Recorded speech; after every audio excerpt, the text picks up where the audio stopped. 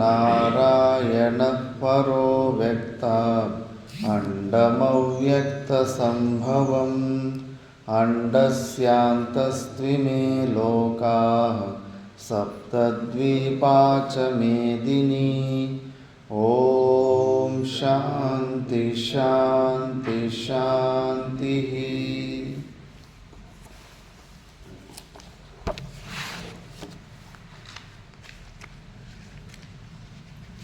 ॐ श्री परमात्मने नमः। अथ षष्ठोऽध्यायः आत्मसंयमयोगः। श्रीभगवानुवाच अनाश्रितः कर्मफलं कार्यं कर्म करोति यः स सन्न्यासी च योगी च न निरग्निर्न चाक्रियः। यं सन्न्यासमिति प्राहुर्योगं तं विद्धि पाण्डव। न ह्यसन्न्यस्तसङ्कल्पो योगी भवति कश्चन। आरुरुक्षोर्मुनेर्योगं कर्म कारणमुच्यते। योगारूढस्य तस्यैव शमः कारणमुच्यते। इन्द्रियार्थेषु न कर्मस्वनुसज्जते। सर्वसङ्कल्पसन्न्यासी योगारूढस्तदोच्यते। उद्धरेदात्मनात्मानं नात्मानम् अवसादयेत्। आत्मैव ह्यात्मनो बन्धुः आत्मैव रिपुरात्मनः। बन्धुरात्मात्मनस्तस्य येनात्मैवात्मना जितः। अनात्मनस्तु शत्रुत्वे वर्तेतात्मैव शत्रुवत्। जितात्मनः प्रशान्तस्य परमात्मा समाहितः। शीतोष्णसुखदुःखेषु तथा मानापमानयोः।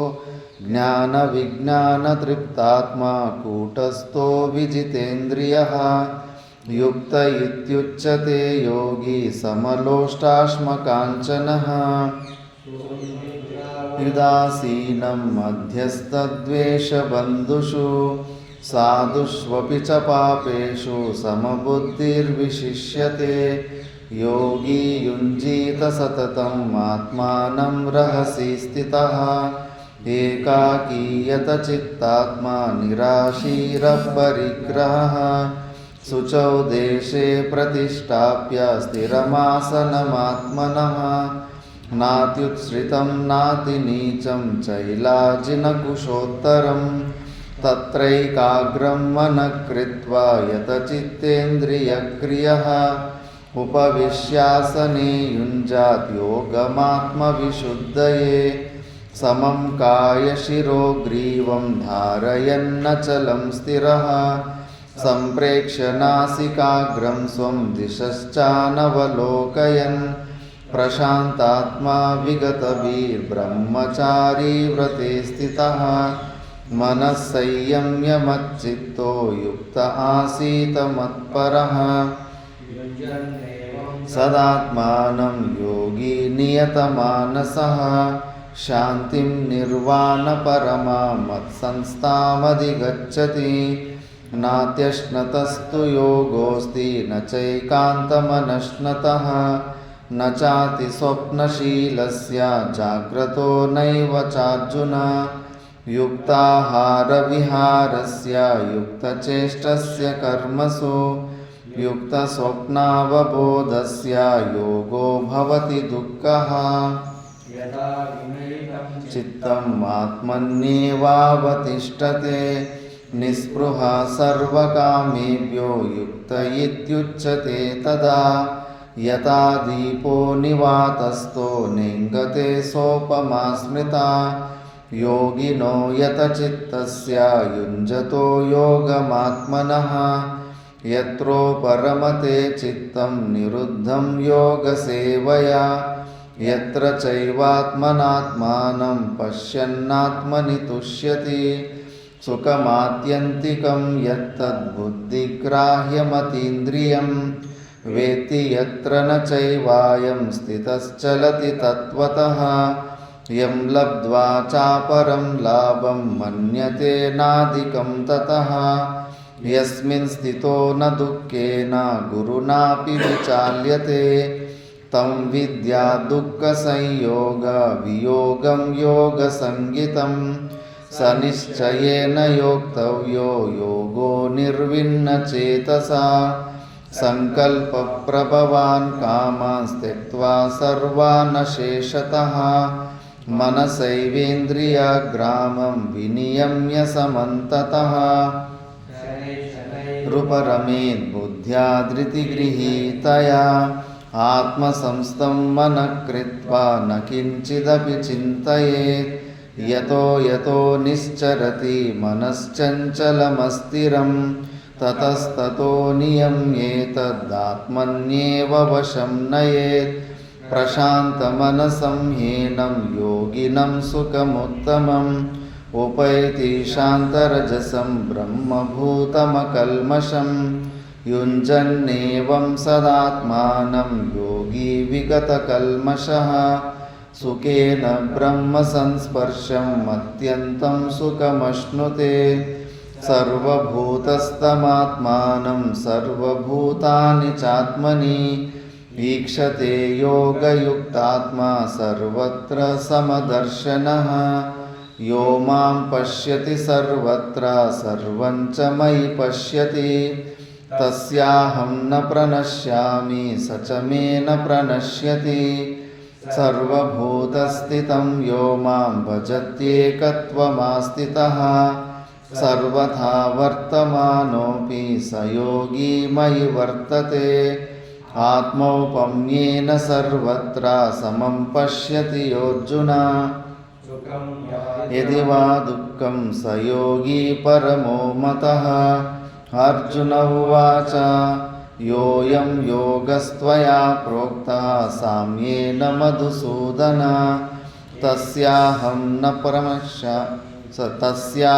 न पश्यामि चञ्चलत्वा स्थितिं स्थिरां चञ्चलं हि मनः कृष्ण प्रमाथि बलवदृढम् तस्याहं निग्रहं मन्ये वायोरिव सुदुष्करम् श्रीभगवानुवाच असंशयं महाबाहो मनो दुर्निग्रहं चलम् अभ्यासेन तु कौन्तेय वैराग्येन च गृह्यते असंयतात्मना योगो दुष्प्राप्य इति मे मतिः वश्यात्मना तु यतता शक्यो वाप्तुमुपायतः अर्जुन उवाच हयति श्रद्धयोपेतो योगाच्चलितमानसः अप्राप्य योगसंसिद्धिं कां गतिं कृष्ण गच्छति कच्चिन्नो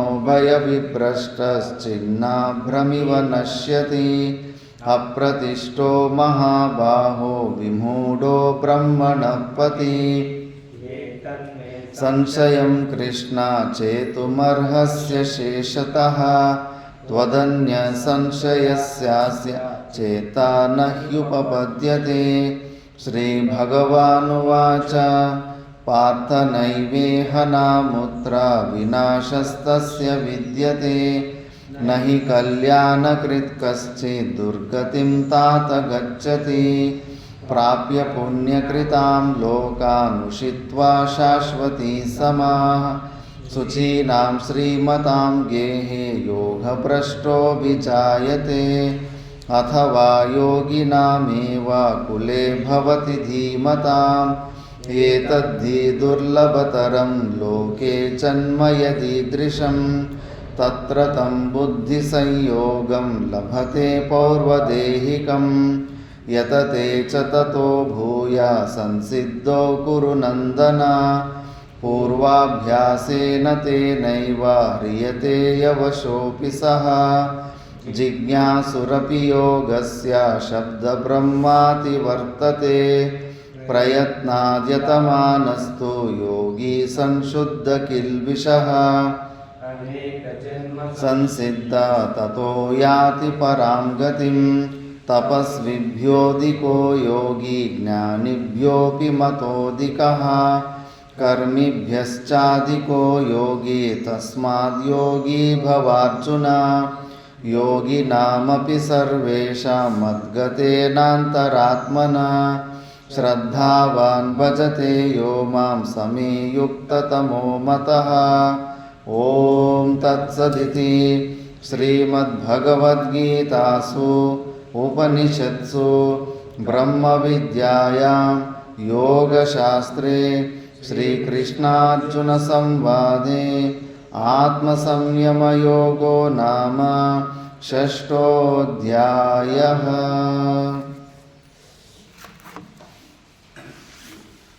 ನಾವು ಶ್ರೀಮದ್ ಭಗವದ್ಗೀತೆಯ 6ನೇ ಅಧ್ಯಾಯ ಧ್ಯಾನ ಯೋಗದ ಬಗ್ಗೆ ವಿಚಾರ ಮಾಡ್ತಿದ್ವಿ. ಇದರಲ್ಲಿ 6 ಋಕ್ಷುಹು ಅಂದರೆ ಮೋಕ್ಷವನ್ನು ಹೊಂದುವಂಥ ಜಿಜ್ಞಾಸು ಮತ್ತು ಆರೂಢನ ಲಕ್ಷಣಗಳು ತಿಳ್ಕೊಂಡುವೆ. ಆರೂಢರಾದಂಥವರು ಎಂಥ ಸ್ಥಿತಿಯಲ್ಲಿ ಇರ್ತಾರಂತ ತಿಳ್ಕೊಂಡುವೆ. ಮತ್ತು 6 ಋಕ್ಷುಗೆ ತಾನು ಮಾಡ್ತಿರೋವಂಥ ಸಾಧನೆಗಳು ಏನು, ಪ್ರಾಣಾಯಾಮಾದಿ ಧ್ಯಾನಗಳಲ್ಲಿ ಕೂಡ ಆತ್ಮನಿಶ್ಚಯನ್ನು ಪಡ್ಕೊಂಡು ಹೇಗೆ ಆ ಸ್ವರೂಪ ತನಕ ತಲುಪಬೇಕಂತ ಪ್ರತಿಯೊಂದು ಸ್ಟೆಪ್ಪು ವಿಚಾರ ಮಾಡಿ ಆ ಸಾಧನೆ ಕೂಡ ಆರೂಢ ಸ್ಥಿತಿಗೆ ಏನು ಕಡಿಮೆ ಇಲ್ಲ, ಆದ್ದರಿಂದ ಅದರ ಮೇಲೆ ಕೂಡ ಮಹತ್ವ ಬುದ್ಧಿ ಬರಲಿ ಸಾಧನೆ ಮೇಲೆ ಅಂತ ಕೆಲವೊಂದು ಶ್ಲೋಕಗಳು ಹೇಳ್ಕೊತ ಬರ್ತಿದ್ವಿ. ಇವಾಗ ಇದಾನಿಂ ಯೋಗಸ್ಯ ಯತ್ ಫಲಂ ಬ್ರಹ್ಮೈಕತ್ವ ದರ್ಶನಂ ಸರ್ವ ಸಂಸಾರ ವಿಚ್ಛೇದ ಕಾರಣಂ ತತ್ ಪ್ರದರ್ಶತೆ. ಅದಕ್ಕೆ ನಮ್ಮ ಜ್ಞಾನ ಮಾರ್ಗದಲ್ಲಿ ಯೋಗ ಶಬ್ದ ಅಂದರೆ ಬ್ರಹ್ಮೈಕತ್ವ ದರ್ಶನ, ಜೀವ ಬ್ರಹ್ಮ ಐಕ್ಯ ಇರುತ್ತೆ. ಯೋಗ ಸೂತ್ರಗಳಲ್ಲಿರುವಂಥ ಅಲ್ಲಿ ಈ ನಿಶ್ಚಯ ಬರೋದಿಲ್ಲ. ಅಲ್ಲಿ ಅವರಿಗೆ ಜಡರೂಪವಾದಂಥ ಸಮಾಧಿಯನ್ನು ಹೊಂದುವಂಥವ್ರು. ಅವರಿಗೆ ಜಗತ್ತು ಸತ್ಯತ್ವ ಬುದ್ಧಿ ಇರುತ್ತೆ, ಪರಮಾತ್ಮ ಬೇರೆ, ನಾನು ಜೀವ ಬೇರೆ ಅಂತ. ಜೀವ ಬ್ರಹ್ಮದಲ್ಲಿ ಭೇದದ ಬುದ್ಧಿ ಇರುತ್ತೆ. ಮತ್ತು ಅವರು ಕೂಡ ತತ್ಪದಾರ್ಥ ಈಶ್ವರನಲ್ಲಿ ನಂಬಿಕೆ ಇರೋದರಿಂದ ತತ್ಪದಾರ್ಥ ಶೋಧನೆ ಮಾಡೋದರಿಂದ ಆ ಭಗವಂತನ ಬಗ್ಗೆ ಚಿಂತನೆಗಳು ಮಾಡಿ ಇವರು ಕೂಡ ಮಿನಿ ಭಗವಂತರ ಥರ, ಮಿನಿ ಈಶ್ವರರ ಥರ ತಯಾರಾಗ್ತಾರೆ. ಅನಿಮ ಗರಿಮಾದಿ ಸಿದ್ಧಿಗಳು ಬಂದ್ಬಿಡ್ತಾರೆ. ಪ್ರಪಂಚದಲ್ಲಿ ಅಂಥ ಅತೀತವಾದಂಥ ಶಕ್ತಿಗಳು ಬಂದುಬಿಟ್ರೆ ದೊಡ್ಡ ನಮಸ್ಕಾರ. ನೀನು ಎಷ್ಟೇ ಜ್ಞಾನಗಳು ಬಾಯಿ ಬಡ್ಕೊ ನೀನು ಮೂತಿ ನೋಡೋರು ಸಿಗೋದಿಲ್ಲ. ಬಟ್ ಅಂಥ ಅತೀತವಾದಂಥ ಶಕ್ತಿಗಳು, ಅಲೌಕಿಕವಾದಂಥ ಶಕ್ತಿಗಳು, ಅನಿಮ ಗರಿಮಾದಿ ಸಿದ್ಧಿಗಳು ಬಂದುಬಿಟ್ಟು ಇವ್ರು ಹೋಗ್ತಾರೆ, ಸ್ವಾಮೀಜಿ ನನ್ನ ಹತ್ರ ರೊಕ್ಕ ಇಲ್ಲ ಅಂದರೆ ಅಣ್ಣ ರೊಕ್ಕ ಬರುತ್ತೆ ಹೋಗಂತ ಏನೋ ಆಶೀರ್ವಾದ. ಅವರು ಕೂಡ ಯೋಗಿಗಳು ಸ್ವಂತವಾಗಿ ಕರ್ಮ ನಿರಪೇಕ್ಷವಾಗಿ ಏನೂ ಕೊಡೋದಕ್ಕೆ ಸಾಧ್ಯವೇ ಇಲ್ಲ ಪ್ರಪಂಚದಲ್ಲಿ. ಅವ್ರದ್ದೇ ಆ ಜೀವಿಯ ಪೂರ್ವಜನ್ಮ ಬರೋ ಜನ್ಮದಲ್ಲಿ ಬರೋ ಅಂಥದ್ದು ಪುಣ್ಯನ ಟ್ರಾನ್ಸ್ಫರ್ ಈ ಕಡೆ ಆ ಕಡೆಗೆ ಮಾಡೋಷ್ಟು ಸಾಮರ್ಥ್ಯ ಇರುತ್ತೆ. ಅಷ್ಟು ಹೊರತು ಯಾರು ಏನು ಭಗವಂತ ಕೂಡ ಯಾರಿಗೂ ಏನು ಫ್ರೀಯಾಗಿ ಕೊಡೋದಕ್ಕಾಗೋದಿಲ್ಲ. ಕರ್ಮ ಸಾಪೇಕ್ಷನೇ ಭಗವಂತ ಏನಾದರೂ ಯಾರಿಗಾದ್ರೂ ಕೊಡೋದಕ್ಕಾಗುತ್ತೆ. ಯೋಗಿಗಳು ಕೂಡ ಅಷ್ಟೇ. ಯೋಗಿಗಳ ಹತ್ರ ಹೋಗ್ತಾರೆ, ಅಯ್ಯೋ ಅನಾರೋಗ್ಯದಲ್ಲಿರೋವನಿಗೆ ಆರೋಗ್ಯನ ಕೊಟ್ಟವರೆ, ಐಶ್ವರ್ಯ ಇಲ್ಲದೆ ಇರೋವನಿಗೆ ಐಶ್ವರ್ಯ ಕೊಟ್ಟವ್ರೆ. ಅಡವಪ್ಪ ತಾತನಿಗೆ ಹೆಚ್ಚು ಭಕ್ತರು ಯಾಕಾಗಿದ್ದಾರೆ ಅಂದರೆ ಅವ್ರು ಹೇಳಿದ್ದ ಮಾತುಗಳು ಯಾರಿಗಾದ್ರೂ ಆಶೀರ್ವಾದ ಕೊಟ್ಟರೆ ಅವ್ರ ಜೀವನದಲ್ಲಿ ಫುಲ್ಲು ಹಾಗೆ ಸ್ವಲ್ಪ ಯಾವುದೋ ಒಂದು ರೀತಿಯಲ್ಲಿ ಸ್ವಲ್ಪ ರೊಕ್ಕ ಗಿಕ್ಕ ಬಂದು ಸ್ವಲ್ಪ ಉದ್ಧಾರ ಆಗಿಬಿಡ್ತಾಯಿತ್ತು. ಅದೊಂದು ಪಾಸಿಟಿವ್ ಟಾಕಿಂದ ಎಲ್ಲರಿಗೂ ಅವ್ರಿಗೆ ಸುಮಾರು ಜನ ಭಕ್ತರಾಗಿದ್ದರು. ಯಾಕಂದರೆ ಇದೊಂದು ದೊಡ್ಡ ಟೆಂಪ್ಟೇಷನ್ ಪ್ರಪಂಚದಲ್ಲಿ. ಲೌಕಿಕವಾದಂಥ ವಸ್ತುಗಳನ್ನು ಯಾರಾದರೂ ಕೊಡಿಸ್ಬಿಟ್ರೆ ಅವ್ರನ್ನ ತುಂಬ ದೊಡ್ಡ ಗುರುಗಳಂತ ನೋಡೋವಂಥದ್ದು ಎಲ್ಲರ ಮನಸ್ಸಿನಲ್ಲೂ. ಭಾರತ ದೇಶ ತುಂಬ, ಇಡೀ ಭಾರತ ದೇಶದಲ್ಲಿ ಎಲ್ಲರಲ್ಲೂ ಕೂಡ ಅಂಥವ್ರ ಮೇಲೇ ಮಹತ್ವ ಬುದ್ಧಿ ಇರುತ್ತೆ. ನಾವು ಕೂಡ ಮನೆಯಿಂದ ಹೊರಗಡೆ ಬಂದಾಗ ಅಂಥ ಅಲೌಕಿಕವಾದಂಥ ಶಕ್ತಿಗಳು ನಮ್ಮ ಮನಸ್ಸಲ್ಲಿರೋದೆಲ್ಲ ತಿಳ್ಕೊಂಬಿಡಬೇಕು.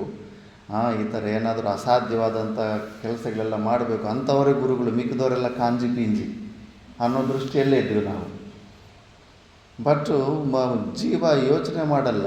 ಅಂಥ ಗುರುಗಳು ಅನಿಮ ಗರಿಮಾದಿ ಸಿದ್ಧಿಗಳಿರುತ್ತೆ. ಗುರುಗಳ ಹತ್ರ ಹೋಗಿ ಕೂಡ ನಿನ್ನದು ಲೌಕಿಕವಾದಂಥ ಕೆಲಸಗಳು ಮಾಡಿಕೊಂಡ ಮೇಲೆ ಕೂಡ ನೀನು ಆತ್ಯಂತಿಕ ದುಃಖ ನಿವೃತ್ತಿ ಮಾಡ್ಕೊಳ್ಳೋಕೆ ಆಯ್ತಾ ಇಲ್ಲ. ಯಾರಿಗೂ ಅಸಂತುಷ್ಟಿ ಇಲ್ಲ. ನಾನು ಸ್ವಯಂ ಆಗಿ ಮಾತಾ ಮಾಣಿಕೇಶ್ವರಮ್ಮ ಅವ್ರ ಹತ್ರ ಅಲ್ಲಿದ್ದು ನೋಡಿದ್ವಿ. ಅಲ್ಲಿ ಮಕ್ಕಳಿಲ್ಲದವ್ರಿಗೆ ಮಕ್ಕಳು, ಮದುವೆ ಆಗದಿರೋರಿಗೆ ಮದುವೆ, ತುಂಬ ಬಡತನದಲ್ಲಿರೋರಂಥ ಶ್ರೀಮಂತರು, 1,00,000 ದೃಷ್ಟಾಂತಗಳು ಸಿಗ್ತಾವೆ. ಎಲ್ಲ ಪ್ರಕಾರದ ಲಾಭಗಳಿಂದ. ಬಟ್ ಈ ಜ್ಞಾನ, ಪರಮ ವಿಶ್ರಾಂತಿ, ಈ ಶಾಂತಿ, ಈ ಮೋಕ್ಷ ಇದು ಯಾರಿಗೂ ಇಲ್ಲ. ಎಷ್ಟು ದೊಡ್ಡ ಗುರುಗಳ ಸಾಕ್ಷಾತ್ ಪರಮಾತ್ಮನನ್ನು ನೀನು ಮೆಚ್ಚಿಸಿಬಿಟ್ಟು ಕೂಡ ವರನ್ನು ಕೇಳಿದ್ರೂ ಕೂಡ ನಿನಗೆ ಇದು ಮಾತ್ರ ಆತ್ಯಂತಿಕ ದುಃಖ ನಿವೃತ್ತಿ ಪರಮಾನಂದ ಪ್ರಾಪ್ತಿ ಮಾತ್ರ ನಿನಗೆ ನೀನು ಜ್ಞಾನನ ಹೊಂದಿದ್ರೇ ಸಿಗುತ್ತೆ, ಯಾರೂ ಇನ್ನೊಬ್ಬರು ಕೊಡೋದಲ್ಲ. ಅವರು ಕೂಡ ಅಂತಿದ್ರು, ಜ್ಞಾನಿಗೆ ಆತ್ಮಪೂಜೆ ಅಂದರೆ ಅವರು ಒಂದು ಸ್ವಲ್ಪ ಪಾಸಿಟಿವ್ ಆಗಿ ಹೇಳ್ತಾರೆ, ಜ್ಞಾನಿ ಆತ್ಮ ಪೂಜೆ ಮಾಡಿ ಕಲ್ಯಾಣನ ಹೊಂದುತ್ತಾನೆ, ಮೂರ್ಖನು ಮೂರ್ತಿ ಪೂಜೆ ಮಾಡಿ ಕೂಡ ಈ ಮಾರ್ಗಕ್ಕೆ ಬರ್ತಾನೆ ಅಂತ ಸ್ವಲ್ಪ ಪಾಸಿಟಿವ್ ಆಗಿ ಹೇಳ್ತಾರೆ. ಕೆಲವರು ಮೂರ್ಖನಿಗೆ ಮೂರ್ತಿ ಪೂಜೆ, ಜ್ಞಾನಿಗೆ ಆತ್ಮ ಪೂಜೆ ಅಂತಾರೆ.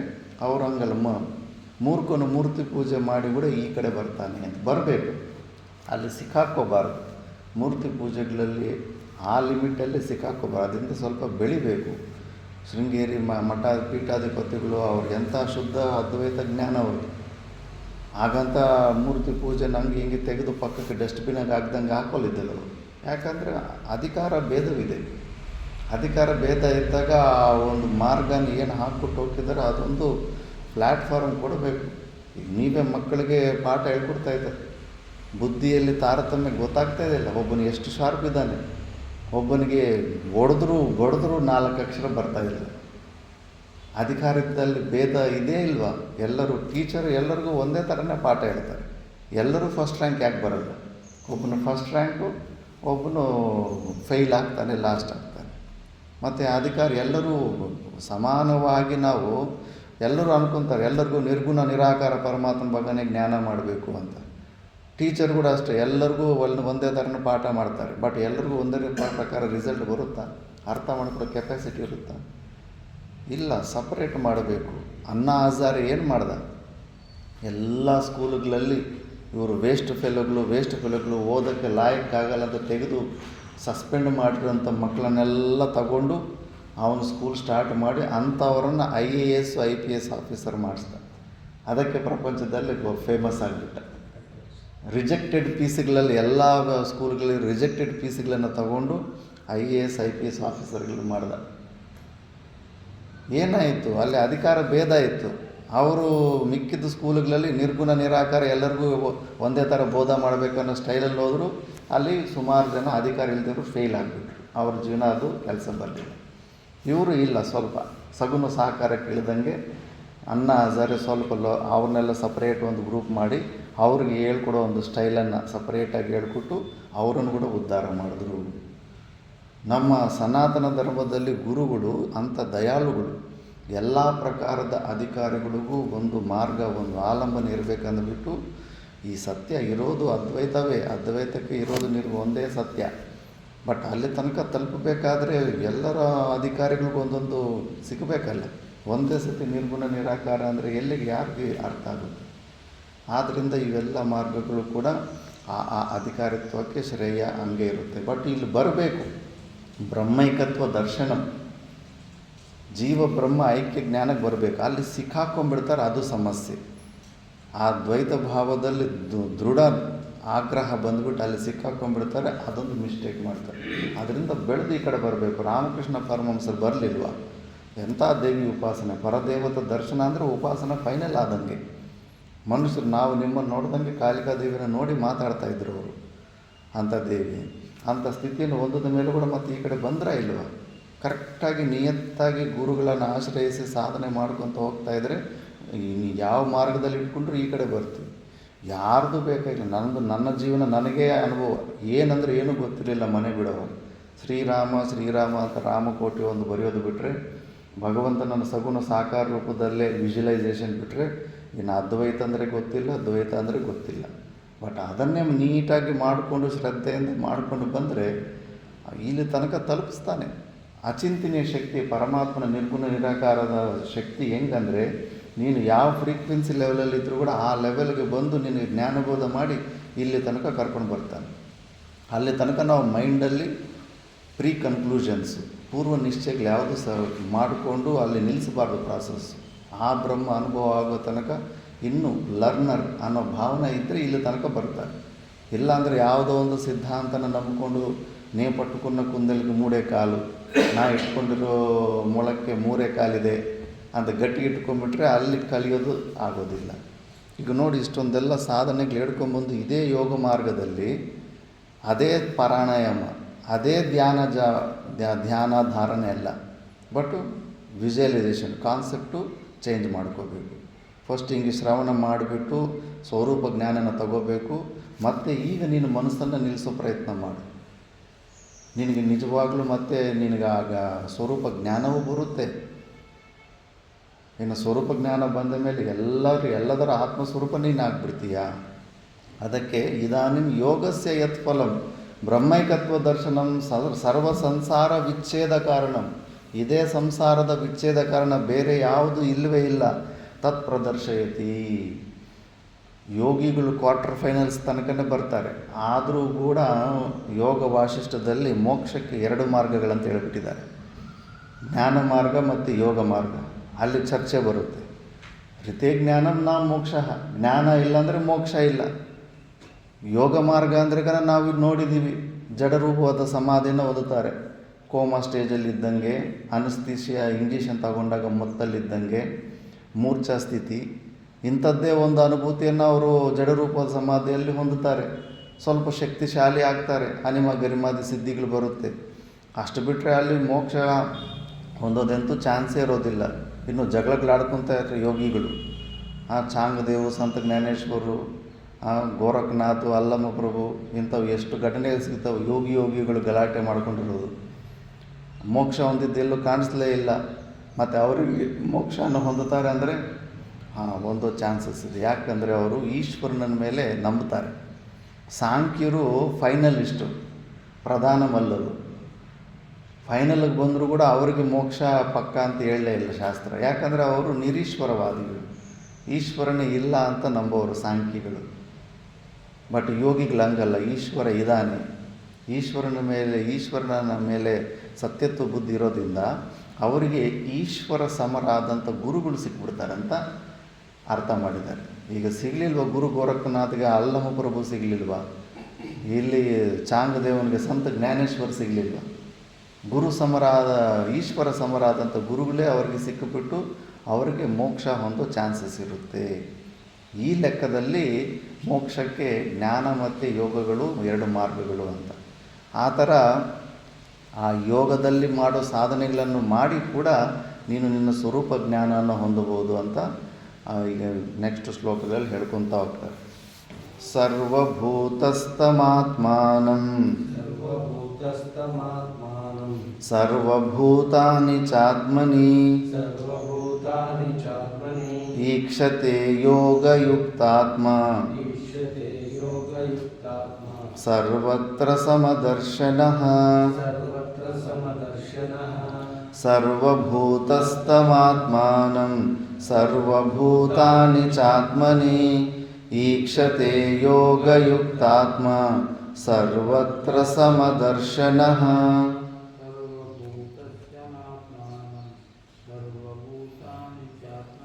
ಸರ್ವಭೂತಸ್ಥಮಾತ್ಮಾನಂ ಸರ್ವಭೂತಾನಿ ಚಾತ್ಮನಿ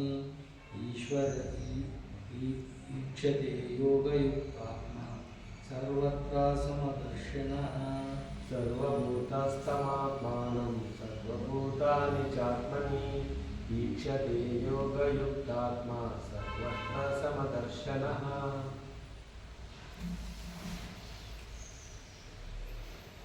ಯೋಗಯುಕ್ತಾತ್ಮ ಸರ್ವತ್ರ ಸಮದರ್ಶನಃ ಆತ್ಮಾನಂ ಸರ್ವಭೂತಸ್ಥಂ ಚ ಸರ್ವಭೂತಾನಿ ಆತ್ಮನಿ ಈಕ್ಷತೆ. ಈ ಯೋಗ ಮಾರ್ಗದಿಂದ ಯುಕ್ತವಾಗಿರುವಂಥವನು, ಈ ಯೋಗ ಮಾರ್ಗದಿಂದ ಸ್ವರೂಪ ಜ್ಞಾನವನ್ನು ಹೊಂದೋ ಪ್ರಯತ್ನ ಮಾಡ್ತಿರೋ ಅಂಥವನು ಮತ್ತು ಸರ್ವತ್ರ సమదర్శనః. సర్వత్ర సమదర్శన అంటే ఏమి నారాయణ చైతన్య అన్నిట్లోనూ సమదర్శి ఎట్లా చూస్తాడు? అన్నిట్లో అందరిలోనూ ఎట్లుంటుంది పరమాత్మ స్వరూపం. ఇప్పుడు ఈ మైకులో పిల్లిలో ఏముంటుంది పరమాత్మ స్వరూపం?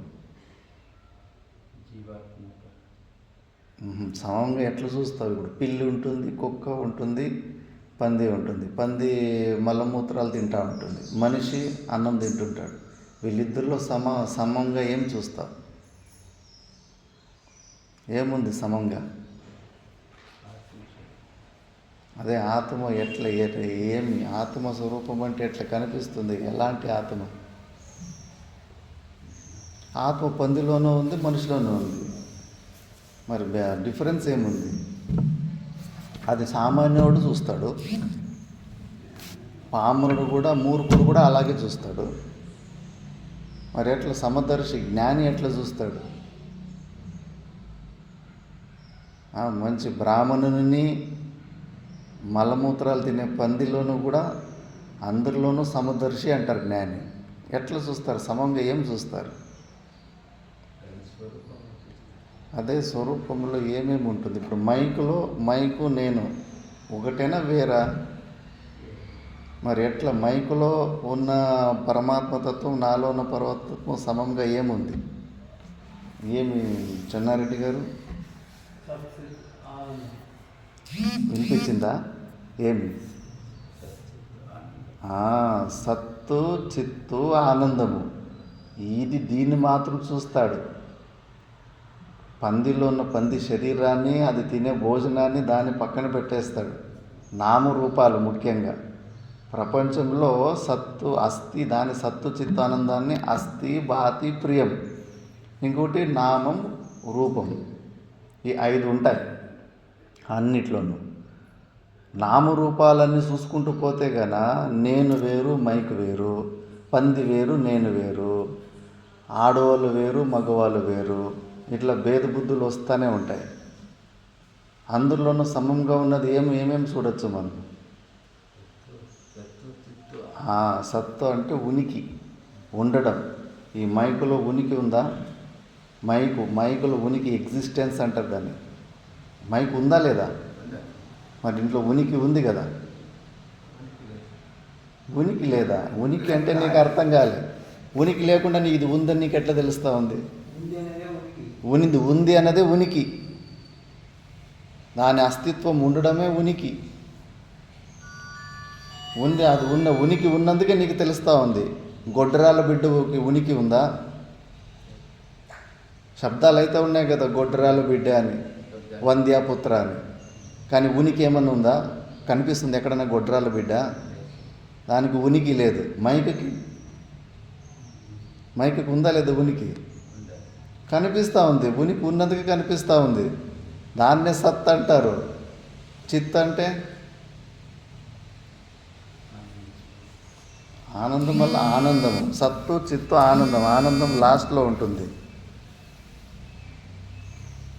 చిత్ అంటే ఏమి? సత్తు చిత్తు ఆనందం అంటే ఏంటి? ఇది తెలుసుకోవాలా. ఎందుకంటే క్లాసుకు రిపీట్ అవుతూ ఉంది. సమదర్శి అంటే ఏంటి అని తెలుసుకోవాలి. ఏం సమంగా చూస్తాడు? పందిని మన పక్కలో పెట్టుకుని పంది తినేది మనం తిన్నీకి అవుతుందా? మరి ఇంకేమి సమదర్శి అంటే? మూర్ఖుడు చూస్తాడు పందిని, మనిషిని వేరు కదా నువ్వు. మరి జ్ఞాని ఎట్లా చూస్తాడు? చిత్ అంటే తెలీదా? మరి తెలియకపోతే శబ్దాల గురించి వచ్చి అడగాలి కదా. సత్ అంటే ఏం స్వామీజీ, చిత్ అంటే ఏం స్వామీజీ?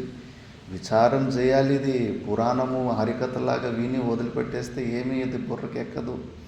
చిత్ అంటే జ్ఞానము, కాన్షియస్. నువ్వు ఉన్నావనే జ్ఞానం నీకు ఉందా లేదా? నీకు ఉనికి ఉందా లేదా? నీకు ఉనికి ఉంది. ఆ ఉనికి జ్ఞానము ఉంది. నువ్వు ఉన్నావన్న జ్ఞానము ఉంది. మరి నువ్వు ఆనంద స్వరూపమా? ఆనంద స్వరూపుడువా?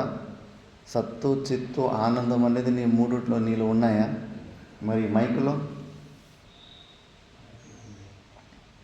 మైకులో కూడా సత్తత్వం ఉనికి ఉంది.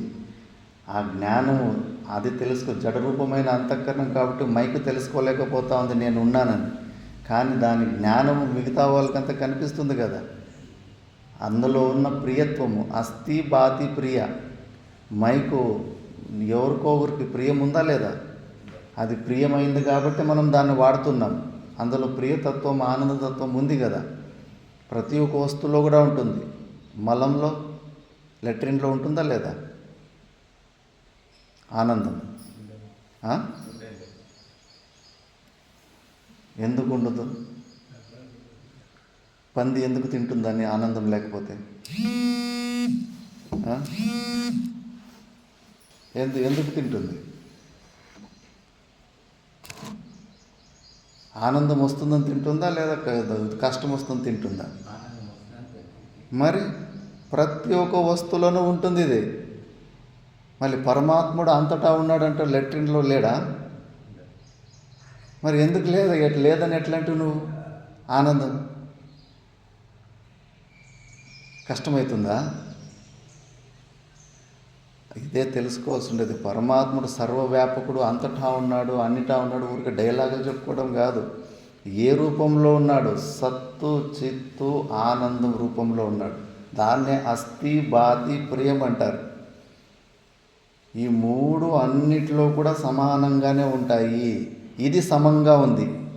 పందిలో కూడా సత్తు చిత్త ఆనందం ఉంది, మనిషిలో కూడా సత్తు చిత్త ఆనందం ఉంది, మైకులో కూడా సత్తు చిత్త ఆనందం ఉంది, టేబుల్లో కూడా సత్తు చిత్త ఆనందం ఉంది.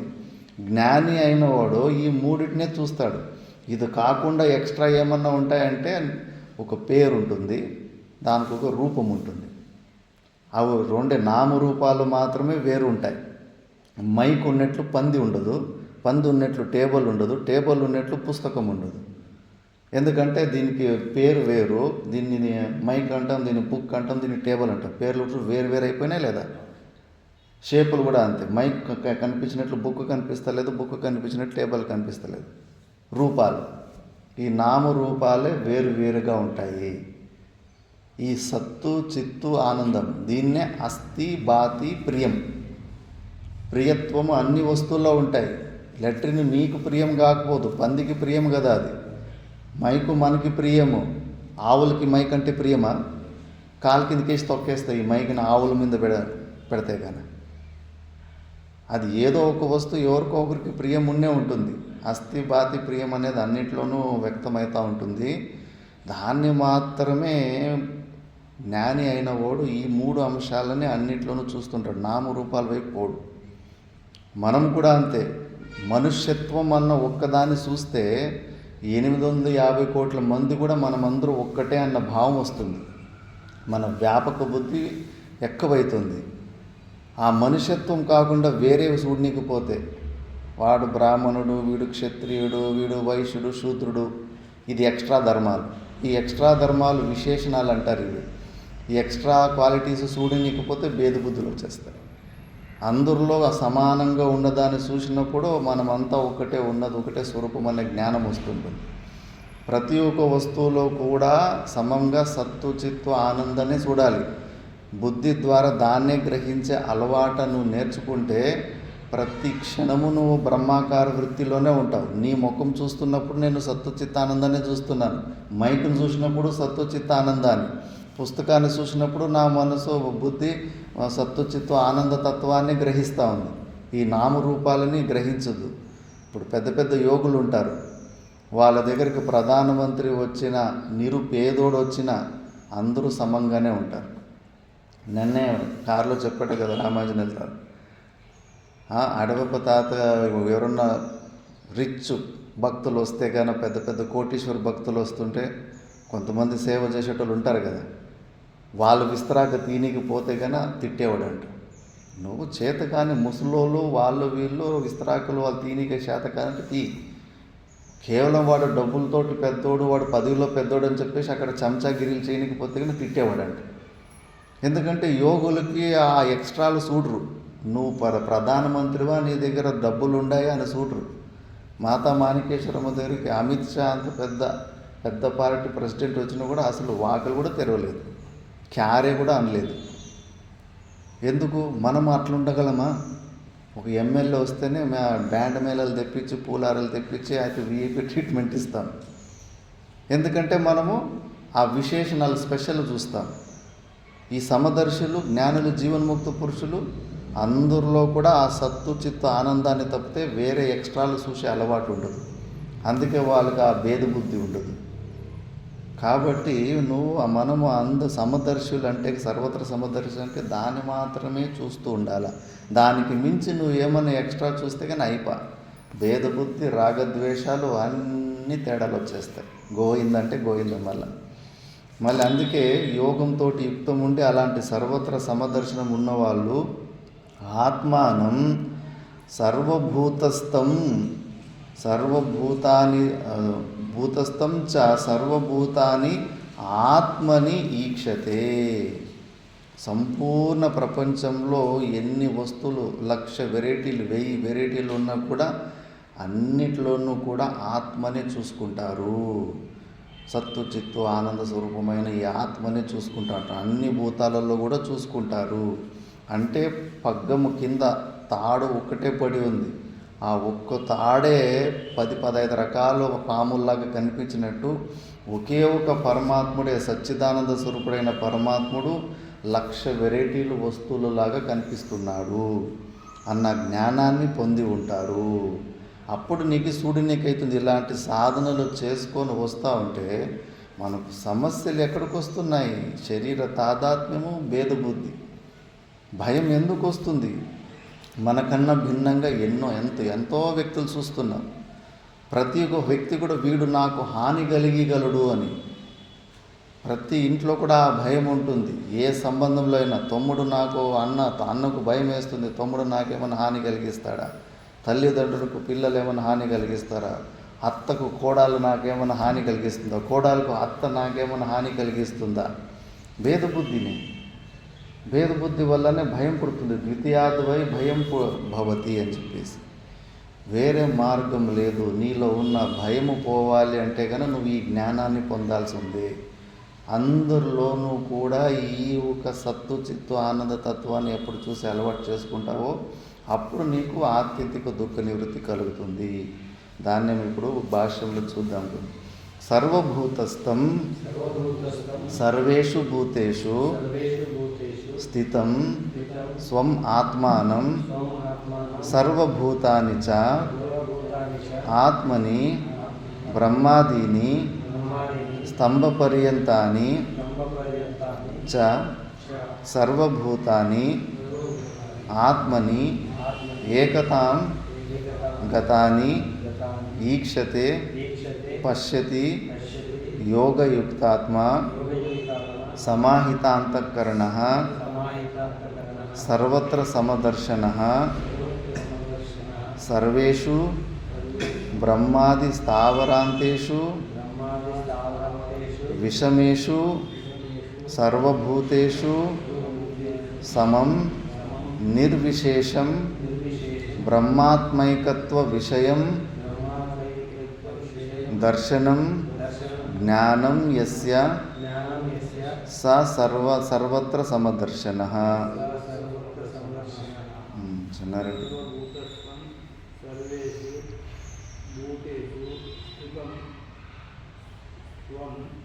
ఆత్మానం సర్వభూతాని చ ఆత్మని బ్రహ్మాదీని స్తంభపర్యంతాని స సర్వభూతాని ఆత్మని ఏకతః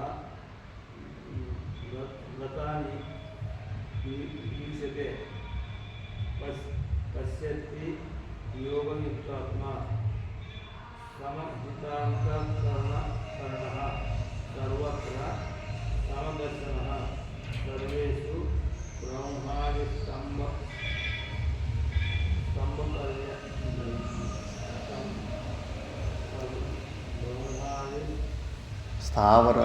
బ్రహ్మాది స్థావరాంతేషు విషయేషు సర్వభూతేషు సమం నిర్వేశం బ్రహ్మాత్మైక విషయం దర్శనం జ్ఞానం యస్య సర్వత్ర సమదర్శనః. ಶ್ಲೋಕದಲ್ಲಿ ಸರ್ವಭೂತಸ್ಥಂ ಅಂದರೆ ಸರ್ವೇಷು ಭೂತೇಷು ಸ್ಥಿತಂ ಸ್ವಂ ಆತ್ಮಾನಂ ಸರ್ವಭೂತಾನಿ ಚ ಆತ್ಮನಿ. ಎಲ್ಲ ಭೂತಗಳಲ್ಲಿ ಇರುವಂಥ ಆತ್ಮನ ನೋಡ್ತಾನೆ. ಸತ್ತು ಚಿತ್ತು ಆನಂದ ಅಸ್ಥಿ ಬಾತಿ ಪ್ರಿಯನ್ನ ನೋಡ್ತಾನೆ. ಆತ್ಮನಿ ಅಂದರೆ ಬ್ರಹ್ಮಾದೀನಿ ಸ್ತಂಭ ಪರ್ಯಂತಾನಿ ಚ ಸರ್ವಭೂತಾನಿ ಆತ್ಮನಿ ಏಕತಾಂ ಗತಾನಿ ಈಕ್ಷತೆ ಪಶ್ಯತೆ, ಎಲ್ಲವೂ ಕೂಡ ಒಂದು ಬ್ರಹ್ಮ ಬಿಟ್ಟರೆ ಇನ್ನೊಂದು ಯಾವುದೂ ವಸ್ತು ಪ್ರಪಂಚದಲ್ಲಿಲ್ಲ ಅನ್ನೋದನ್ನು ಸ್ಪಷ್ಟವಾಗಿ ನೋಡ್ತಾನೆ. ಸಮಾಹಿತ ಅಂತಃಕರಣ ಸರ್ವತ್ರ ಸಮದರ್ಶನ ಅಂತ. ಸಮದರ್ಶನ ಅಂದರೆ ಸರ್ವೇಷು ಬ್ರಹ್ಮಾದಿ ಸ್ಥಾವರಾಂತೇಷು ವಿಷಮೇಶು. ನೋಡಿ ఎంత శబ్ద భాషకార భగవానుడు. విషమేషు, విషమం అంటే మనకు మన ఆపోజిట్గా ఉన్న వాళ్ళు, అంటే మనకు హానిని కలిగించట వాళ్ళు క్రూర మృగాలు కానీ క్రూర మనుషులు కానీ, అక్కడ కూడా మనకి ఇబ్బందిని కలిగించిన వాళ్ళలో కూడా నువ్వు ఈ సత్తు చిత్తు ఆనంద స్వరూపమే చూడాలి. అప్పుడు నీకు ద్వేషం లేకుండా ఉంటుంది. లేదా అంటే కానీ నువ్వు ఎవరెవరితో గొడవలు చేసింటావో వాళ్ళలో నువ్వు భగవంతుని చూసుకోవడం చాలా కష్టమవుతుంది. భార్యతోటి విపరీతమైన గొడవలు చేసింటావు కదా, భార్య వచ్చిందంటే నీ వేదాంతం అంతా పక్కకి వెళ్ళిపోతుంది. మళ్ళా పాత గొడవల్లాగానే మళ్ళీ స్టార్ట్ చేసుకుంటారు. ఎందుకంటే అలవాటు అయిపోయింది. వాళ్ళని ఆ యాంగిల్లో చూసి ద్వేషం ఎవరినన్నా కానీ, ఒక శత్రువునే కానీ ఎవరైనా ఇబ్బంది కలిగించిన వాడిని ద్వేషభావంతోనే చూసి అలవాటు అయిపోయి ఉంటుంది కదా, వాడిలో మనకు ఈ పరమాత్మ దర్శనం చేసుకోవడం కష్టమవుతుంది. అక్కడే విచారణ చేయాలి బుద్ధివృద్ధులు. ఇంకా వాడి మీద నాకు ద్వేషాలు, వాడిని తెలుసుకుంటే ఏమన్నా కోపం రావడాలు, నాకు ఇబ్బంది పెట్టినోని ఇవన్నీ జరుగుతున్నాయా లేదా అని మనసులో చూసుకోవాలి. ఒకసారి ఏదన్నా పాతో ఏదన్నా జరగరాని ఘటన జరిగిన గుర్తుకొస్తే నీకు తెలీదు, నీ పక్కలో ఉన్న తెలుస్తుంది, నీ ముఖం ఇట్లా డల్గా వాడిపోయి ఉంటుంది. మనకి ఇబ్బంది పెట్టినవని గుర్తు తెచ్చుకుంటేనే, వారిని స్మరణ వస్తేనే మనము దుఃఖాన్ని అనుభవిస్తుంటాం. అంటే ఇంకా అది అన్రిజాల్వ్డ్ ప్రాబ్లమ్స్. ఆ ప్రాబ్లమ్స్ ఇంకా ఏది నువ్వు అన్ని పోస్ట్పోన్ చేసుకుంటూ వచ్చినావు, అది ముందుకి అది ఏదో కూర్చొని వృత్తిలో ఎందుకు వాడి మీద కోపం వస్తుంది. నేనేమో ఈ జీవభావం వద్దు, నేను ఈ శరీరము కాదనే భావనను వదిలిపెట్టి మోక్షాన్ని పొందాలని వచ్చినవాడిని. అలాంటి ఓనికి ప్రపంచంలో ఉన్న ఏదో ఒక క్యారెక్టర్, ఒక వ్యక్తిని తెలుసుకుంటే నా మనసులో ఆ వికారాలు ఎందుకు వస్తున్నాయి. ఎప్పుడో జరిగిపోయిన కథని మళ్ళీ ఊరికి గుర్తుకు తెచ్చుకుంటేనే దుఃఖం వస్తూ ఉంది. అది రిజాల్వ్ చేయాలి. ఎలా రిజాల్వ్ చేసుకోవాలా? జరిగిందేదో జరిగిపోయింది. పూర్వజన్మలో నేను వాడికి ఏదో ఇలాంటి ఇబ్బంది చేసినట్టున్నాను, వాడు ఈ జన్మలో వచ్చి వాడు తిరిగి వాపస్ ఇచ్చేసాడు, నాకు ఇక్కడికి సమాప్తి చేసుకుందాము. వాడిదేమీ తప్పు లేదు. వాడు పోస్ట్ మ్యాన్ డెలివరీ ఇచ్చినట్లు డెలివరీ ఇచ్చి వచ్చాడు. మా గురుగారు చెప్పేవారు, మనకు ఇబ్బందులు కలిగించే వాళ్ళకు బయట అయితే చేయలేం, కానీ కనీసం మనసులో వాళ్ళ పాదాల స్మరణ చేసుకోవాలంట. వాళ్ళ పాదాల స్మరణ చేసుకొని ఆ పాదాలు కడిగి అక్కడ కొన్ని కుంకుమ పసుపు పెట్టి పళ్ళు పెట్టేసి, తప్పు అయిపోయిందప్ప, పూర్వజన్మలో నేను నిన్ను ఇబ్బంది పెట్టినట్లున్నాను, అది నువ్వు ఈ జన్మలో నాది తప్పు లేకపోయినా కూడా నువ్వు నాకు ఇబ్బంది పెడుతున్నావంటే ఇది పూర్వజన్మదే అయినట్టుంది, ఇక్కడికి మనం ఇంకా సమాప్తి చేసుకుందాము, ఇంకా గొడవలు పడేది వద్దు, నన్ను క్షమించేసిడి, నువ్వు ఇంత ఇబ్బంది పెట్టే పని చేసినట్టు నేను నీకు ఇంతే ఇబ్బంది పెట్టింటాను పూర్వజన్మలో, నన్ను క్షమించేసిడప్ప అని మనసులో అలాంటి భావనను తెచ్చుకొని అట్లా ప్రార్థన చేయాలండి. ఎందుకంటే డబ్బులు తీసుకోకుండా ఫ్రీగానే డెలివరీ ఇస్తున్నాడు. పోస్ట్ మ్యాన్ కూడా ఎన్ని సమయాలు వేల సమయం ఇవ్వాలి మన పార్సల్ మనకి ఇవ్వడానికి, కానీ మనకి ఇబ్బంది పెట్టేట్టు వాళ్ళు పోస్ట్ మ్యాన్లో డబ్బులు తీసుకోకుండానే ఫ్రీ డెలివరీ ఇస్తున్నారు. ఆ భావనతోటి చేసుకుంటే అది అక్కడికి ఖతం అయిపోతుంది. లేదు వాడు ఒక మాట అన్నాడని చెప్పేసి నేను మళ్ళీ అవకాశం ఇచ్చి మళ్ళీ ఇంకో చుచ్చే మాట 10 మందిలో వాడిని హైలైట్ చేసి అవమానం చేసే పనులు, ఇలాంటి ఎదవ చేష్టలు చేస్తే మళ్ళీ అది కొత్త కర్మ స్టార్ట్ అవుతుంది. మళ్ళీ వాడికి అవకాశం వస్తుంది. ప్రతి ఒక్కరికి ఎలాంటి వాడికైనా ఒక అవకాశము రానే వస్తుంది. వాడు మళ్ళీ తిరిగిస్తూ ఉంటాడు. ఇంక ఇది జరుగుతూనే ఉంటుంది. ఎక్కడో ఒక చోట కాంప్రమైజే కావాలి, కార్యం లేదు కారణం కాదు. ఇలా మనము విషమేషు, మనకి ప్రతికూలమైన వ్యక్తులలో కానీ భూతాలలో కానీ విషమేషు కూడా, అలాంటి వాళ్ళలో కూడా సర్వభూతేషు సమం నిర్విశేషం. ఈ శబ్దం బాగా హైలైట్ చేసుకోండి. మనము విశేషాలు చూసేకపోయి భేదబుద్ధి తెచ్చుకుంటాం. యోగులు ఈ స్పెషాలిటీలు సూటు, నువ్వు ప్రధానమంత్రి, నువ్వు తొక్కవా, నువ్వు ఆ జాతివా, నువ్వు ఈ జాతి, ఇవన్నీ ఏమి విశేషాలు సూటు, సామాన్య జ్ఞానాన్నే చూస్తారు. సత్ అస్థి బాతి ప్రియ అని ఇది తప్పితే ఇంకేది వేరేది ఏమి సూటరు వాళ్ళు. కాబట్టి నిర్విశేషం బ్రహ్మైకత్వ విషయం దర్శనం జ్ఞానం యస్య సా సర్వత్ర సమదర్శిన. ఇప్పుడు కూడా అంతే. ఇప్పుడు పెద్ద ఖాళీ జాగా ఉంది, దాన్ని ఆకాశం అంటారు. పెద్ద ఖాళీ జాగాలో ఒక కుండని తయారు చేస్తాం. కుండని తయారు చేస్తే కుండ లోపల ఒక ఖాళీ జాగా వస్తుంది. ముందు ఒకే ఖాళీ జాగా ఉంటుంది. ఇప్పుడు కుండ తయారైన తర్వాత కుండ పాట్ స్పేస్, కుండ స్పేసు అంటాం. కుండ లోపల ఉన్న ఖాళీ జాగా అని. ఈ ఆశ్రమం కట్టకముందు ఇదంతా కేవలం ఒట్టి బయలు, ఒట్టిది ఒకే ఒక ఖాళీ జాగా. ఈ ఆశ్రమం కట్టిన తర్వాత కిచెన్ స్పేస్, హాల్ స్పేస్, గర్భగుడి space, room space, bathroom space, ఎన్ని స్పేస్లు అయిపోయి ఎన్ని ఖాళీ జాగాలకి ఎన్ని కొత్త పేర్లు వచ్చాయి. అదే ఈ బిల్డింగ్ని అంతా మొత్తము డిస్మాంటిల్ చేసామనుకో మళ్ళీ ఒకే ఒక ఆకాశమే ఉంటుంది. ఈ విషయం ఇప్పుడు కుండ లోపల ఉన్న ఖాళీ జాగా బయట ఉన్న పెద్ద ఖాళీ జాగానే అని తెలుసుకోవడానికి కుండని బద్దలు కొట్టాలా, లేదా కేవలం బద్దలు కొట్టుకోకుండా కూడా తెలుసుకోవచ్చా? బద్దలు కొట్టుకోకపోయినా కూడా తెలుసుకోవచ్చు, వివేకము ద్వారానే తెలుసుకోవచ్చు. అలాగే ఉన్నది ఒకే పరమాత్ముడు, సచ్చిదానంద స్వరూపుడైన పరమాత్ముడు ఆ మహా ఆకాశంలాగా వ్యాపకంగా ఉన్నాడు. ఈ శరీరం ఏదైతే ఉందో, శరీరము, మన మనసు, బుద్ధులు, ఈ భావనలు, శరీర భావన అనేది ఆ కుండలాగా అడ్డం వచ్చింది. ఏదో ఒక రోజు ఈ కుండ పగిలిపోతుంది. నువ్వు పగలగొట్టకపోయినా ఏదో ఒక రోజు పగిలిపోతుంది. నువ్వు దీన్ని ఇప్పుడు చాకులు తీసుకొని కత్తిరించి తెలుసుకోవాలన్నా, లేదా అలాగే వివేకం ద్వారా తెలుసుకోవచ్చా? వివేకము ద్వారానే తెలుసుకోవచ్చు. పంచకోశాలను కోసి తీసి పక్కన పెట్టాల్సిన అవసరం లేదు. కుండను బద్దలు కొట్టే కుండలో ఉన్న ఖాళీ జాగా, బయట ఉన్న పెద్ద ఖాళీ జాగా ఒకటే జాగానే తెలుసుకోవాల్సిన అవసరం లేదు.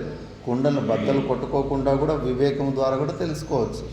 అలాగే అదే వివేకము ద్వారా ఈ శరీరము ఇది విశేషాలు, ఈ శరీర సంఘాతాలు, అస్థి బాతి ప్రియం అనేది అంతటా ఒక్కటే ఉన్నది, వ్యాపకంగానే ఉంది.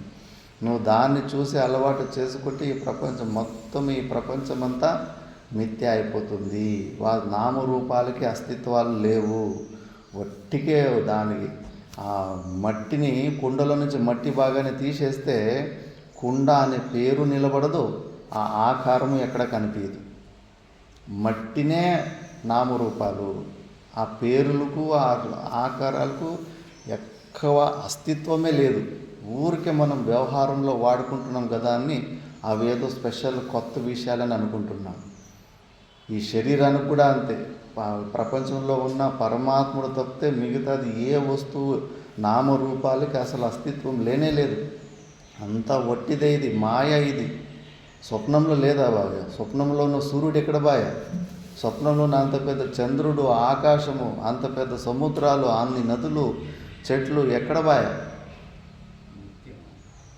ఇది కూడా అంతే. జాగ్రత్త అవస్థ కూడా అంతే. ఇది లేదు, లేనిది ఉన్నట్టు కనిపిస్తూ ఉంది. వాస్తవంగా దీనికి అస్తిత్వం లేదు. ఈ జ్ఞానమే పొందాలి. ఈ జ్ఞానం పొందితేనే అప్పుడు నువ్వు మూడో కన్ను తెరిచినట్టు. శివుడు మూడో కన్ను తెరిచేదంటే ఇదే. ఉన్న ప్రపంచాన్ని మిథ్యాత్వ దర్శనం చేసుకోవడం. అది ఉన్నా కూడా లేనట్టు అయిపోవాలి ఈ ప్రపంచం. నీలో ఉన్న మూడో కన్ను తీసుకోవాలి. వివేకం అన్న మూడో కన్ను తెరిస్తేనే ఈ ప్రపంచం భస్మమైపోతుంది. అందుకే అంటారు కదా, శివుడు మూడో కన్ను తెరిస్తే అంత మొత్తం ప్రపంచం అంతా బూడిదైపోతుంది. లేవు, ప్రపంచమే భస్మం అయిపోతుంది. భస్మం ఎట్లయిపోతుంది? ఇట్లే. అసలు అది ఉంటే ఎడారిలో నీళ్ళు కనిపిస్తుంటే కూడా లేదు అనే భావం ఎట్లా కనుక్కున్నామో, అలాగే సకల ప్రపంచంలో మన శరీరాలతో పాటు మన మనసు, బుద్ధులు కూడా అన్నీ కలిపి కేవలము మిథ్యానే, లేనిది ఉన్నట్టు కనిపిస్తూ ఉంది. మరి ఎందుకు టెన్షన్ తీసుకోవాలి? అలాంటి సర్వత్ర సమదర్శన అంటే ఇలాంటి తత్వములు, అలాంటి స్థితిలో ఉంటాడు ఆయన. అప్పుడు పోతాయి దుఃఖాలు. అంతేకాకుండా అలా పోతే కానీ ఈ శరీరం నేను అనుకుని నువ్వు ఎన్ని ప్రయత్నాలు చేసుకోవాలి? ఆడు గడుగును భయపడుతూ ఉంటావు, ఆడు గడుగున టెన్షన్ పడుతూ ఉంటావు. ఇట్లా ఛాన్సే లేదు. ఈ జ్ఞానమే, నీ స్వరూప జ్ఞానం ద్వారానే నువ్వు శాంతిని పొందగలవు, లేదంటే లేదు. నెక్స్ట్, ఏతస్య ఆత్మైకత్వ దర్శనస్య ఫలం ఉచ్యతే. ఈ ఆత్మైక దర్శనం ఒక ఫలం గురించి ఇప్పుడు చెప్తారు. యో మాం పశ్యతి సర్వత్ర మాం పశ్యతి సర్వత్ర సర్వం చ మయి పశ్యతి సర్వం చ మయి పశ్యతి తస్యాహం న ప్రణశ్యామి తస్యాహం న ప్రణశ్యామి స చ మే న ప్రణశ్యతి. స చ మే న ప్రణశ్యతి. యో మాం పశ్యతి సర్వత్ర సర్వం చ మయి పశ్యతి తస్యాహం న ప్రణశ్యామి స చ మే న ప్రణశ్యతి. यो मां पश्यति सर्वत्र सर्वं च मयि पश्यति तस्याहं न प्रणश्यामि स च मे न प्रणश्यति. यो मां पश्यति सर्वत्र सर्वं च मयि पश्यति तस्याहं न प्रणश्यामि स च मे न प्रणश्यति. यो मां पश्यति सर्वत्र सर्वं च मयि पश्यति तस्याहं न प्रणश्यामि स च मे न प्रणश्यति.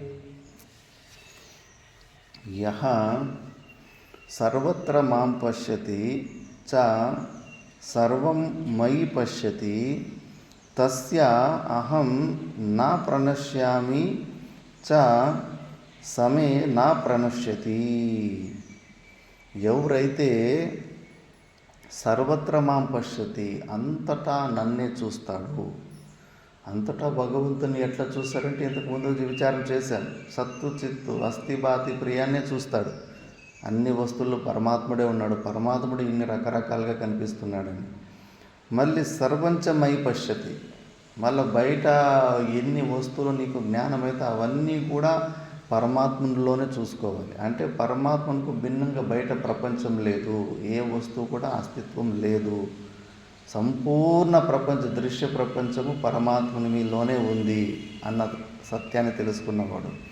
తస్య అహం నా ప్రణశ్యామి. అలాంటి వాడు వల్ల దేవుడికి నమస్కారం పెట్టడంట. పెడతారా పెట్టరా?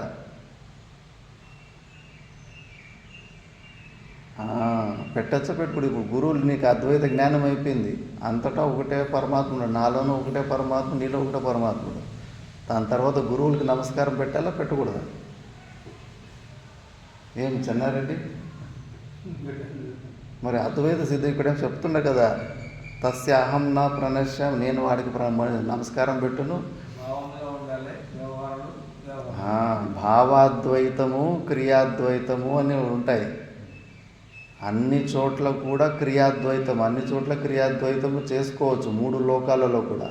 కానీ నా గురువు దగ్గర మాత్రము భావాద్వైతము. గురువు పరమాత్మని విషయం వచ్చినప్పుడు కొద్దిగా భావాద్వైతంలో ఉండాలి. లోపల భావంలో అద్వైతం, నేను నా గురువు ఒకటే, నేను పూజిస్తున్న దేవుడు ఒకటే అని భావంలో ఉండాలి. కానీ బయట ప్రోటోకాల్స్ తప్పకూడదు. గురువులు వచ్చినప్పుడు నమస్కారాలు చేస్తూ ఉండాలా. ఇష్ట దేవతలు ఏ సాధనించబెట్టుకో అక్కడ నమస్కారాలు చేసుకుంటూ ఉండాలి. చేసుకుంటే ఏమి మిథ్య సత్యమైపోతుంది ప్రపంచం. సంపూర్ణమంతా కల్పితమైనప్పుడు మళ్ళీ ఈ సిస్టమ్ ప్రోటోకాల్ నమస్కారం పెట్టి నువ్వు గురువుకి నమస్కారం పెట్టుకుంటా పోతే గురువు కూడా పోరా, వీళ్ళు ఎవరు నాకు నమస్కారం కూడా పెట్టరు, వీళ్ళకి ఎందుకు నేను పాఠం చెప్పాలి, ఉపదేశం చెప్పాలని. ఇంకా అక్కడికి గురు పరంపర అక్కడికి ఖతం అయిపోతుంది. గురువుని మెప్పించడానికి ఉన్నది ఒకటే మార్గం, సేవా శుశ్రూష. ఆ శుశ్రూషలో వినీత వాక్త్వం, సాష్టాంగ ప్రణామాది, దీన్నే ప్రహ్వప్రశ్రయ సేవనైహి అంటారు. ఇవి లేకపోతే నీకు ఉపదేశం ఓడిస్తాడు. ఆ పరంపరని కట్టయిపోతుంది. అందుకే గురువుల దగ్గర కేవలం భావాద్వైతము. ఇక్కడ తస్యాహం నా ప్రణశ్యామి సచమే నా ప్రణశ్యతి అంటే జీవుడే బ్రహ్మ, బ్రహ్మే జీవుడు అని ఏకత్వ జ్ఞానాన్ని పొందుతాడు అని అర్థం. భేద బుద్ధిని పొందుడు అని చెప్పేసి ఇంకా మళ్ళా అతనికి తిరుపతిలోనే భగవంతుడు ఉన్నాడు, వైకుంఠంలోనే ఉన్నాడు, హిమాలయాలో ఉన్నాడు అన్న భావన రాదు. అంతటా ప్రతి ఒక్క కణంలో కూడా అతనికి ఆ పరమాత్మ తత్వమే ఉంటుంది, కనిపిస్తూ ఉంటుంది. ఇంకేమి వేరే దానికి భిన్నమైన తత్వం కనిపిదు ఆయనకు. అలాంటి జీవ బ్రహ్మ ఐక్య జ్ఞానాన్ని పొందుతాడు అని అర్థం. దీన్ని భాష్యంలో చూద్దాం.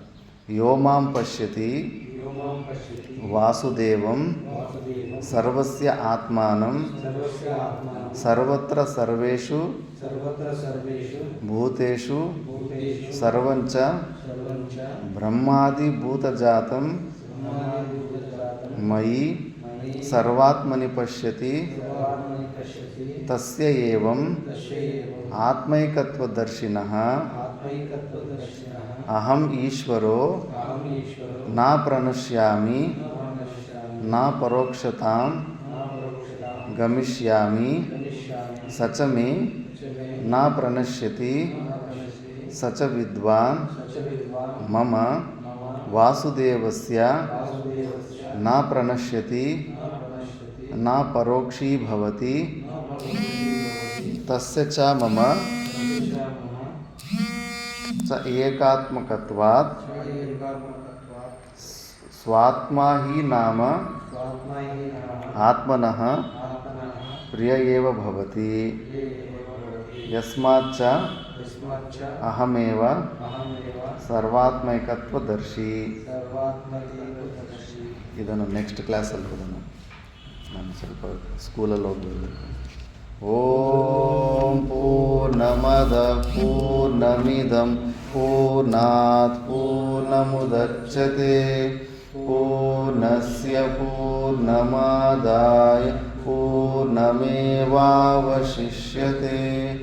ಓಂ ಶಾಂತಿ ಶಾಂತಿ ಶಾಂತಿ.